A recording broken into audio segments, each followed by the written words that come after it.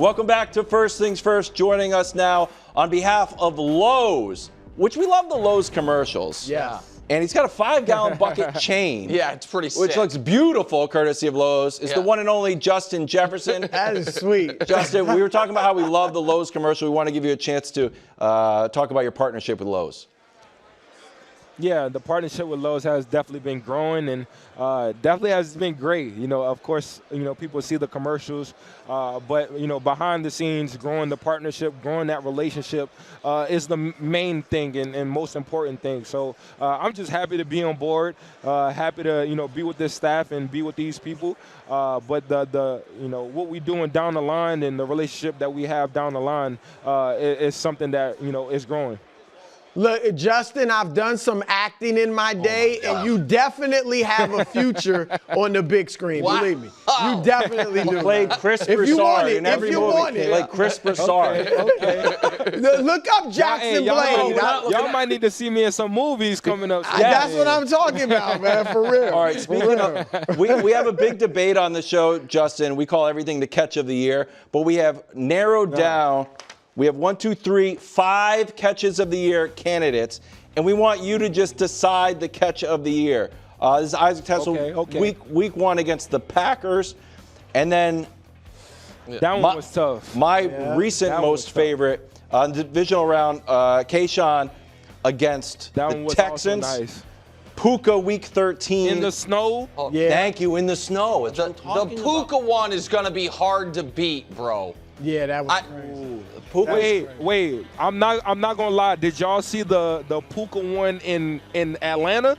The one he almost caught? Oh, the one that that could have won the game, but there on the was out. sideline. Yeah. We didn't count. Oh my God. Non-catches, but That that would've I been would have crazy. counted that as a catch. Yeah. That would have been crazy. Treylon Burks. Yeah. This was good. Kind of OBJ. Yeah, that was esque. nasty. Yeah. And then That one was tough as well. from flag, since we know you're a flag football aficionado, Treylon Burks. No, that's Treylon. Yeah. Bryce. I mean, that that- was tough. That's the best That one, one but was that's a tough. Nerf ball. So So we're not going Not a with Nerf that. ball. Let Justin tell Justin, us that was the catch of the year. which is the best one, Justin. Ooh, this is tough. Oh my God.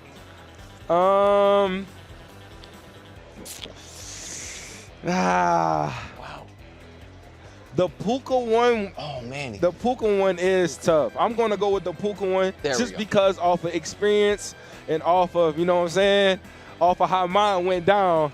You know what I'm saying, having somebody kind of be in the way and hitting the ball. Right there, it's done. That's Puka I feel like Nakua. an Catch of the year. level to it. All right, and Yeah, I'm and with that that. actually, Puka I'm Nakua. with that. Justin, that actually sets me up quite well because I have a tendency, Wilds I think hates it, which is whenever we talk to someone, if I've ever said anything bad or even any mildly disrespectful about them when they're not here, I'm like, I have to say it to them while they're here. It takes up a lot of the interview. This was not disrespectful. However, we on the last week on the show had a kind of impromptu who's the best receiver in the league conversation. And I said each of the last 3 years I would have said it's Justin Jefferson. But it was going into the NFC Championship game. It's like, but right now I feel like JSN and Puka have grabbed the pole position there. So I'm asking you, do you think I'm wrong? Do you think you're still the best receiver in the league? All right, tell me why. Yes. Yeah. I mean, how I'm not. I mean, just You watch based the off games, right? just based off the quarter. I mean, you know, a lot of people base it off of the quarterback play and, you know, just different things that really go into, you know, my position. Obviously, I got to, you know, rely on and, you know, I got to depend on a lot of people in order for me to get that ball. So, you know, if I don't have, you know, an elite, elite position or elite quarterback that's throwing me the ball the entire year, then it's a little bit difficult to be in those conversations. Having a young quarterback that's still learning the game and still learning his potential in his league, you know, you kind of have those difficult seasons, which I had this past year. So I still think that I'm still number one. I still think that no one in this league can cover me man to man. That's without a doubt. So, you know, my confidence level will always be high, and I always will feel that I'm number one in my eyes. Pretty good. Yeah, look, I don't disagree with anything you just said, Justin. And look, during the season, I've been somewhat, not overly, but somewhat critical of like A.J. Brown when he's come out and talked about I need the ball or the passing game. And I said earlier this week, kind of jokingly, but I was like, you know, Justin might need a little more A.J. Brown in him just to, because you've been great and not caught. And I'm like, look, you know, you are arguably or the best receiver in the game right now. We're talking about your numbers, being a Hall of Famer. You know, every player of your caliber wants to put up huge numbers, and you have been great to your quarterbacks. As you said, even if they're learning, even if they're first-year starters, you haven't had that ultra-elite quarterback at all, and you've been just a good soldier. Why is that? Is it that's just your nature, or do you just say, look, it's not good for the team? Or I actually respect that you haven't come out and been critical, but is it a challenge because, you know, you put the team first? Nah, it's a little mixture of both. I never will downplay anybody in the media. I know how it looks, and I understand I understand my words and how much, you know, people really listen to what I have to say. So if I'm in the media and I'm downplaying my starting quarterback, a young quarterback at that's his first year playing, that's going to do nothing but tarnish the relationship we have and the connection that we have built. So I will continue and always will, you know, give a good light to my quarterback or whatever situation that we have going on. But obviously, I require more and expect more, you know, from my quarterback or from that person that I'm talking about. But never in my, you know, years of playing this game that will I ever downplay anybody in the media. Justin, last year, when Darnold shocked everyone maybe outside of Minnesota, maybe some in Minnesota with his production, a lot of people, I'll go hand up on this one, we get retroactively, we were like, yeah, that's Kevin O'Connell and Justin Jefferson, though. Like, it's a good year by Sam, but that, you know, that, and you guys obviously had a lot to do with it. But I did not think it was possible that he could duplicate that in Seattle. When he left, like, how surprised are you, if at all, and what was the year playing with Darnold like? I mean, yeah, I'm definitely surprised that they reached it to the Super Bowl. You know, that's definitely something that I don't think anyone was expecting to happen. But, you know, to see the plays that Sam made, to see the poise that he had throughout the season, leading us into 14 games, 14 wins that season, I mean, it definitely was difficult to do. So I'm not overly surprised that he had another great year, but I'm definitely surprised that he made it to the Super Bowl. And I'm happy for him that he made it to the Super Bowl because I feel like he put in the work and he really understood how to really play this game. Having JSN, having Cooper Kupp, you know, having a great running back in Walker, having a great old line over there in Seattle. I feel like he was just cool, calm, and collected and poised the entire year and just really just allowed his play to speak for himself. And I always said this, that as long as Sam hold the ball in his hands with no turnovers and not giving the ball to the defense, then Sam's going to win majority of those games. He's that good of a quarterback, and I'm just happy to see him on the stage. So we've got 30 seconds left. This is the most painful part of the interview for me as a Patriots fan.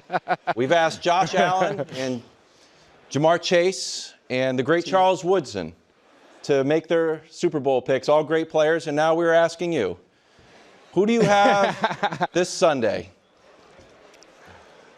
Even though I think it's going to be a great game, I think it's going to come down to the last minutes, last seconds of the game, because I feel like both teams are evenly matched up. I feel like they both have a good offense, a good defense to battle this out. But I do think Seattle is going to win. Hey, there we go. I'm sorry to Justin Jefferson, everybody. Right. Used to be one of my favorite players. Brought to you by Lowe's. Have a great season. Okay, thanks. Thank you, Justin. See you, man. Thank you, man. All love, man. Appreciate y'all. How could you not feel like this is it? Dynasty on deck. Because practice does, in fact, make perfect. I've been waiting for this moment in front of the whole world. That was great TV. This is what we do.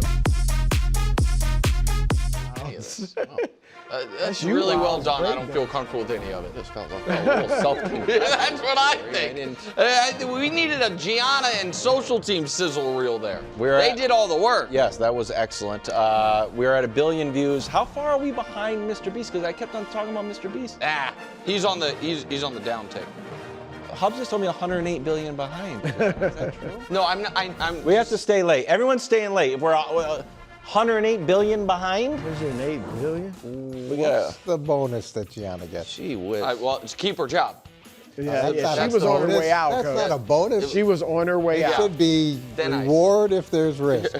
Friend of the show, Bill Barnwell, wrote an opus on this Super Bowl, and he said one decided advantage that the Patriots have, coaching. Literally. If there's one place the Patriots have a decided advantage, it's in game management. Oh, you like this is right up your alley, Nick.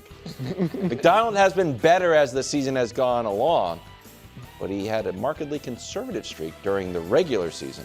Indeed. Meanwhile, Mike Vrabel's a genius. Correct. My words, not Barnwell's. No, it might have been Barnwell's words. I don't know that any show, including shows on his own network, do more topics based off Barnwell articles than us, so I feel like I'm allowed to say that. Yeah, friend of the show. He's Yeah, I a think you might great be friend of right. the show. Yeah. Bill, this article is too long. Too long. This is 14,986 words. It was 47 pages in a Google Doc. That is true. Bill 14,000? really went deep Crushing it. on the Super Bowl. It was a small novel on the Super Bowl. And so credit to him. It's why if I ever owned an NFL team, he'd be my president of football operations. With that said, I totally agree with him. Okay. I would have thought their biggest edge was, he wants a check mark. I'll give you, okay. I'll give you that. That's I'm going into the 17 playoffs, to 5 Coach, now. if you had told me this was going to be the matchup, I would have said the biggest edge for the Pats is quarterback play. I don't right now feel like that is their biggest edge because Sam is coming off such a great game. I know it's just one game. Yep. And Drake, I think, has struggled in the postseason. But Mike Vrabel being damn near perfect on, forget fourth down stuff, because a lot of people are getting better at that. Damn near perfect on knowing the rule book, which I think it's unfathomable to me. So many coaches seem not to, but he is so good at knowing how far he can exploit whatever little edges are allowed to him that I do think he is in a class by himself amongst coaches. And I thought this way when he was in Tennessee. And so this is the spot that I think the Patriots, and I think Mike McDonald's good, but I think that the spot they have the biggest edge in this game, Coach. Yeah, I don't think it's just game management. I think it's also going to be the preparation for the game. I think when you look at the fact that this is not Josh's 9th Super Bowl, it's over half a season worth of games where he's coaching the Super Bowl. So he has all that experience of things that went well, things that went poorly, leading up to it. So that's a huge edge for Drake May, and really a huge edge for the entire group. And then Vrabel has his Super Bowl experience as well. They also have 2 former head coaches on the staff. They have Ben McAdoo, who actually works on the other side of the ball, so he's working with the defensive staff.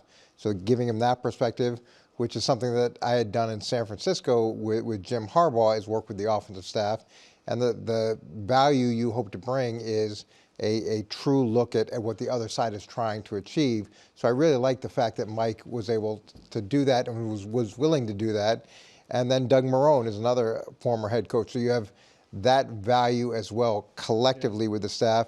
I looked at Seattle staff, and they've got a lot of guys. They've got 30 coaches, so it's better than Harvard or Yale in terms of student-teacher ratio, but not a lot of former head coaches. I think Leslie Frazier is the only former head coach on the staff. And Leslie's a wonderful guy, but just from collectively the experience of the staff in general, the Super Bowl preparation experience, we talked about the game management component, there's definitely, in my mind, a significant edge for New England. Yeah, I agree with you guys. I think it's an advantage. I don't think it's huge because I think McDonald is really good. I mean, obviously, what he's done with this team. But I do think it's an advantage, and I think it's their most significant advantage because, honestly, Wilds, I don't see many or any other advantages. Now, I do think Drake's a better quarterback, but the way the postseason and Darnold has played, come on. He's a better quarterback overall, but Darnold's been really good in the playoffs. And Drake has, even though I think he's been better than Nick, I can't say he's played great. So I just think, I can't, what advantage would I point to other than the coaching staff for New England right now? I mean, Sam Darnold did just play division games. I mean, it's just like another division. But still, he played a great team, and he did great. Third time. For the third time. So what about what about this? What advantage would you give? Well, I think coach, quarterback, defense, and special teams. But I know I'm. You think defense? You think the Patriots' defense is better than Seattle's? Well, I don't think let's use your rationale. Sam Darnold played a great game against the Rams. Right. And the Rams defense gave up a bunch of points. The Patriots defense have given up no points all playoffs. But I still have to genuflect to the Seahawks defense. Well, they faced Jarrett Stidham, C.J. Stroud, who I give y'all some credit, but he also imploded. And then Justin Herbert, who has yet to play a good playoff game. Okay, well, there's okay. So maybe and they faced Matthew Stafford, who threw 45 touchdowns this year. Okay, I mean, I think that's perhaps you guys are right. I think 3 dominant defensive performances for a team that is peaking, led by the guy who could have been Super Bowl MVP last year and wrecked the Super Bowl last year against Patrick Mahomes, who is not in Sam Darnold's league. Yeah, I think the Patriots have the better defense. And I know they have the better quarterback. We all agree we have the better coaching. We have the guy who has the best punt return average rate. We blocked a kick in the playoffs. So, yeah, I think we have better coach, quarterback, defense, and special teams. Okay, can I address each of those? I don't know if sure. I don't think we have the best wide receiver. So special teams, I think, is a shaky one because you don't have the better kicker. I don't even think you have the better kicker. The rookie Borregales is not better than Jason Myers. You're right that you have an all-pro returner. Shaheed is, to me, as good of a returner. Yes. It was weird for him. He's traded mid-season as far as, that. So I think it is very different. You certainly don't have, we're going to really get into it, the better punter. So I think special teams is a very hard case to make. So that's the first bucket of it. The coaching, I do give the edge to the Patriots, but again, I don't think the Seahawks have a deficit at it.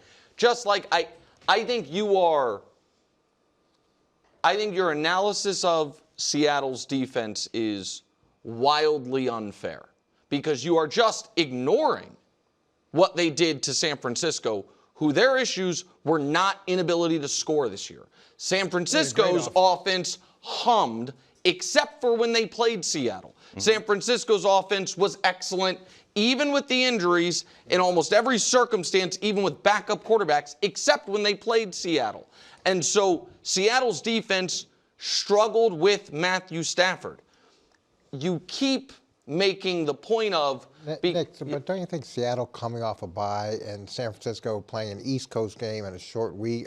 that has something to do with the 41-6. That might, yes, but it's... I mean, if we put up Seattle's defensive numbers, the idea... It is unfathomable to me to make the argument this defense that we have seen all year actually overrated because one guy, the guy who's going to win league MVP, who has seen him half a dozen times, had success against him. Like that, and by the way, the first time that guy played this defense this year, he did not have any success against him. The team scored 18 points or 21 points despite the 4 turnovers by the quarterback. So I think you can believe the Patriots have a really good defense and not have the argument the defense is better than Seattle's. Like, you guys do have the better quarterback. He's not playing better, but you have the better quarterback. I think skill position probably goes Seattle. I think offensive line goes Seattle. I think saying across the board New England is, I just don't know what there is to back that up. That's what I would say. I don't know what there is. I mean, if you look how New England played defensively in the playoffs, and I know we showed Drake May in the regular season, Drake May in the postseason, And the difference, if you look at New England's defense in the regular season and the postseason, I'm pretty sure they've improved in every single category too. But so I agree with that. So what is fair then? It's because what it seems to me, because I am conceding and have been conceding, I think New England's defense is peaking. I think New England's defense is excellent. I think New England right now does have a top 5 defense. I just don't think it's better than Seattle, which is either best or second best. What it seems like you two want to argue is New England's defense is who they've been in the playoffs, and their quarterback's who he was in the regular season. I don't think you get it both ways. I think that if you think you are getting the better defense in this game, then you also have to be like, by that measure, we're not getting the better quarterback in this game. And if you think, man, I'm willing to line up. Someone needs to tell me that Sam Darnold is better than Drake May. No, is Sam Darnold nobody is better than okay, Drake then good. May. Then we're all in agreement. He's not better than Matthew Stafford, but he just outplayed. No, but your argument for the Patriots, and you need to tell me the Patriots defense is better than the Seahawks without using the playoff exclusive argument. Why not? Why can't I? Because the only argument that you have that Drake May is not the best player in the league or second best quarterback in the league this year is because you point to 3 games where he was down. So I'm pointing to the Patriots defense that all of a sudden Justin Herbert, I guess, off of a week's rest that picked the Patriots, melted down. They made C.J. Stroud melt down, and we went into, and whatever, I'm not going to throw a parade for Jarrett Stidham, but I was subjected to a week-long hearing how Jarrett Stidham was going to be good from analysts and the Broncos coach. So yes, I think the defense getting to the Super Bowl and playing at a peak level, I think they're better than Seattle's defense. I think they're going to prove it on Sunday. Again, I'm just laying these out so when, again, I walk through the door of Destiny on Monday, you'll be like, wow, turns out you were right again. Maybe I'll be wrong. Well, I doubt it. All right, I'm not. Like you would say, I'm not trying to be. Not trying to be disagreeable. I'm trying to disagree. To disagree, yes. Somehow, despite the Patriots making the Super Bowl, your predictions on how they were going to play prior to each game have been stone wrong. That week 1 was Drake May. He's never struggled. And the AFC Championship game was going to be a blowout. A blowout. You know what? It was only a double-digit victory and only a passer rating of 142 in the second half. KW, you were on the air the next day and said he struggled. He did struggle. He struggled for the first half. And the AFC Championship game was supposed to be a blowout. By your metrics of the same thing. Maybe I was wrong. Well, there's no maybe. We saw it. I was wrong. I was wrong. Maxx Crosby reportedly wants to move on from the Raiders. Diana Rossini says he wants to play for Mike Vrabel. Well, who doesn't? We're playing on Sunday in the Super Bowl. Yeah. Here's what Jay Glazer added. Take a listen. Do you think his time with the Raiders is done? I do. What kind of haul do you think, realistically, a Maxx Crosby gets in general? He, probably more than Micah. So the day it happened, no less than 20 teams called me. Do you think his time with the Raiders is done because that's a Raiders decision or because that's a Maxx Crosby decision? They didn't want to do it. But he was just like, I'm not going through another rebuild. Fair. Who should reach out and try to grab Maxx Crosby? I got 3 teams. Love it. I'd love to see him in Baltimore. I mean, they were bottom 3, I think, in sacks. So he would be perfect to jumpstart, get them back to that defensive football. Jacksonville, another really good team that didn't have much of a pass rush. I'm going to all those types of teams. And then Buffalo. Now, I can't speak to the package they put together and all that, and maybe they can't do what Glazer was saying. But Baltimore, Buffalo, Jacksonville, I think they'd be very interested in trying to get him. Yeah, I tried to look at it from the perspective of, okay, if you do have to give that type of compensation, who has extra number 1s? And so that's one component of it. Then you got to look at the money. And the guys that have extra, Jets have an extra 1, and they've got a ton of money. Yeah. But the problem is he doesn't want to go through a rebuild, and they're a rebuild. We always talk about Cincinnati and the problems they have. You know, the Rams have an extra 1. The Rams have an extra 1. They're about middle of the pack in terms of a cap. That could be a really interesting place. I mean, I would personally like to see him in Cleveland. Really? Yeah, put him with Myles Garrett. They have an extra number 1.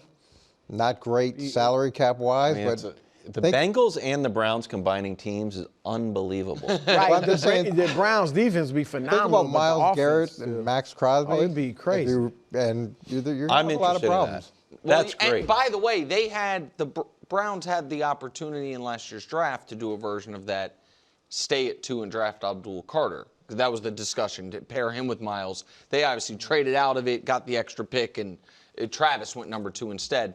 But if Jay is correct, Wild's going to hate this, that it's going to take more than the Micah Parsons deal, then the answer is no one. And the money seems Because tough. there just aren't non-quarterbacks that really make that worth it. Multiple firsts and something and record-breaking contract is just, here's recently the players who have gone for that. Khalil Mack was unbelievable with the Bears. They regretted it. Laramie Tunsil, pardon me, was really, really good. They regretted it. Jalen Ramsey, it worked. They you know what I mean? They kept going all in. They kept trading stuff. They ended up trading him. They won the Super Bowl. Jamal Adams was a disaster. And Sauce Gardner, we'll see. Micah, we'll see. The argument some would make is, but you saw the impact Micah makes.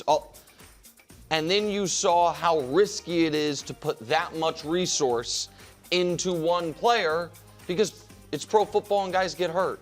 So and it's always a problem when it's multiple first-round draft picks plus cash. That's what I'm saying. It's the most expensive way to get a player. Terrible. First-round picks are one of the reasons everybody needs to understand the value of first-round pick is not just, this exciting young player who may or may not be good. It's that if he's good, he's free compared to a great player at that position. Like, whenever a deal like this comes up, I try to ask myself, honestly, would I want the Chiefs to do it?